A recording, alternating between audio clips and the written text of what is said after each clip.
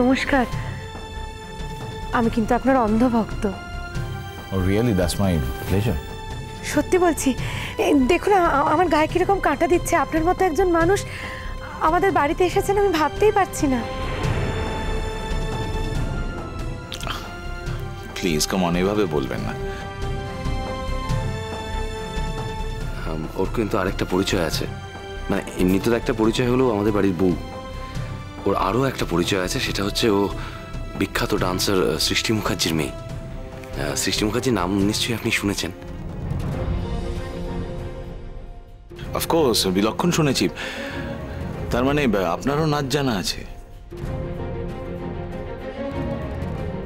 হ্যাঁ, নাচই আমার ধ্যান জ্ঞান বলতে পারেন। নিজের মুখে আর কি বলবো বলুন।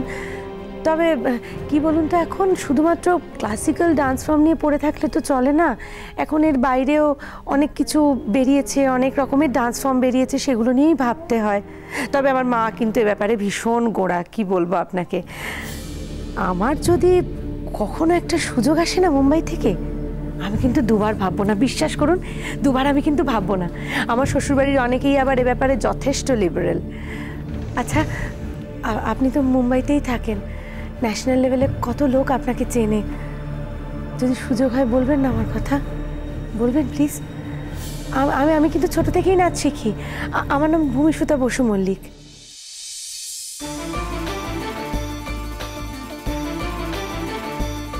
হ্যাঁ, ও কিন্তু সত্যি খুব ভালো নাচে। আসলে তেমন একটা সুযোগ পায়নি। আর মানে ইনফ্যাক্ট কি হয়, মানে আমাদের বাড়ির বউরা না বাইরে গিয়ে কারোর কাছে খুব একটা অ্যাপিল করে না, তো মানে সেরকম কোনো অপশানও থাকে না, ফলে সেই জন্যই আর কি। শুভ। হ্যাঁ সোনা জেঠি। যদ্দূর জানি উনি পারির সঙ্গে দেখা করতে এসেছেন, আর উনি হচ্ছেন গানের মানুষ, নাচের নয়। ব্যস্ত মানুষ উনি, এখন এই সমস্ত বাজে কথা বলে কি লাভ?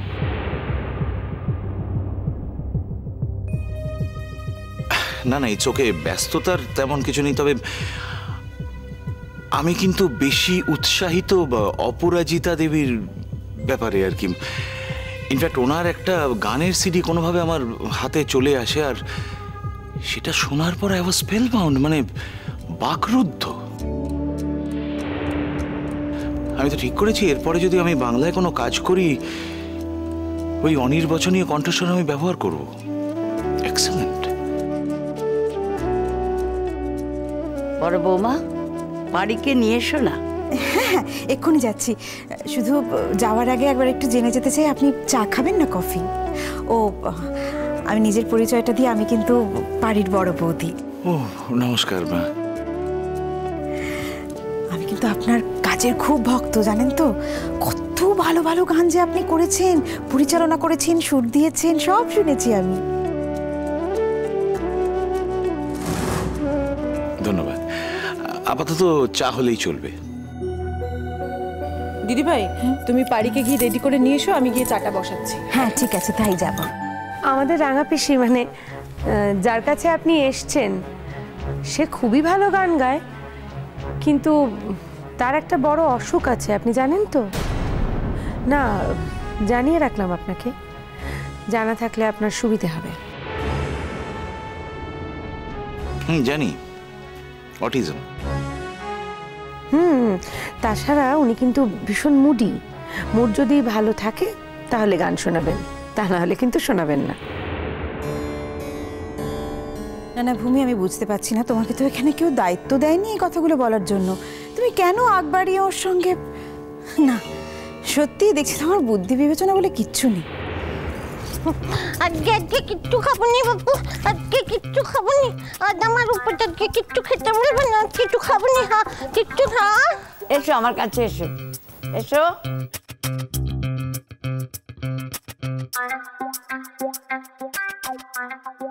উনি তোমার সঙ্গে দেখা করতে এসেছেন, জানো তো উনি একজন মস্ত মানুষ। আমলেদা, কই কই কই বাবু, আমাদের মতোই তো দুইখানা হাত, দুইখানা পা, মাথাও তো দেখছি একখানা, তাইলে মস্ত মানুষ হলে কেমন করে গা? হ্যাঁ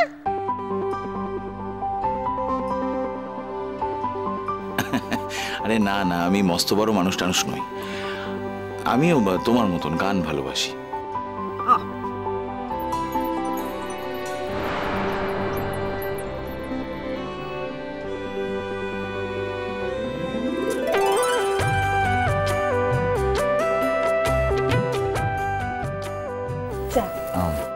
থ্যাংক ইউ।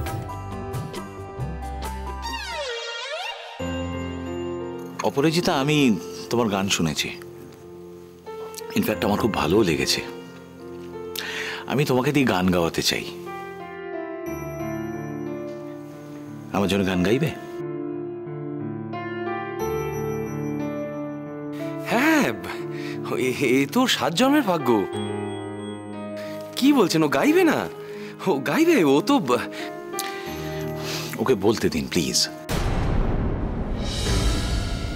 কত টাকা দেবে বলো দিদিনি বাপু? হ্যাঁ, গান গাইবো যে।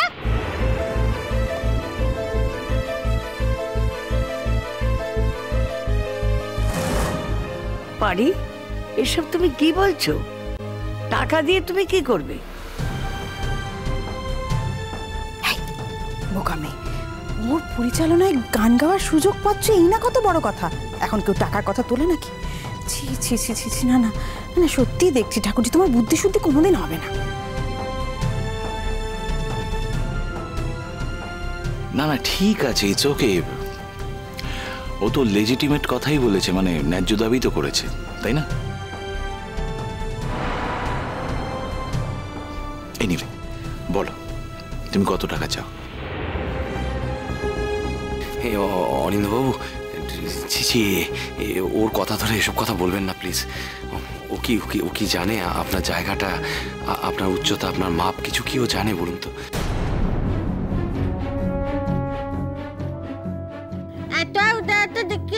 দেখাতে চিনি কো মেঘদা। হ্যাঁ, বিয়েওয়ালা বোনকে স্বামী ছেড়ে ফেল দিয়ে হেঁটে চলে গেছে বলে দুটো গিলতে দিতে হচ্ছে বলে যা ধারা খোয়ার করছো, তার বাইরের লোকের সামনে বলছি নিকো। হ্যাঁ, দুটো খেতে দিতে হচ্ছে বলে। হ্যাঁ, এই দুনিয়ায় শুধু টাকারই দাম আছে, আর কোনো কিছুর দাম নেই কো। হ্যাঁ, টাকাই শুধু দাম আছে। আমার বড় আমাকে ফেলে চলে গেছে, জানো তো? আমার বড় আমাকে ফেলে চলে গেছে। আমার যখন অনেক টাকা হবে, হ্যাঁ, তখন আমারও অনেক দাম হবে, আমার অনেক দাম হবে। তখন না একটা কাজের লোক রেখে দেবো, জানো তো, যে আমার সব কাজকর্ম করে দেবে।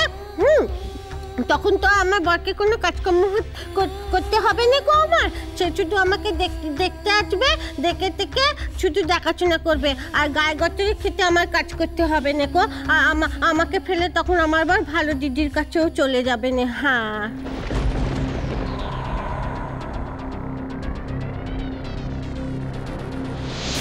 টাকা নিয়ে কোনো অসুবিধা হবে না অপরাজিতা। আমি তোমাকে দিয়ে একটা গান, রবি ঠাকুরের একটা গান গাওয়াতে চাই। তুমি গানটা গেয়েছো, তুমি জানো, তোমার জানা গান। আমি শুনেছি তোমার গানটা সিটিতে, তোমার গলায় শুনতে চাই। কি গান বলে দেখিনি বাপু? আমি কিন্তু বেশি গান গাইতে পারিনি কো। হ্যাঁ, আমি বেশি গান জানিনি। ওই যে বললাম, গানটা তুমি জানো, শ্রাবণের ধারার মতো পড়ুক ঝরে।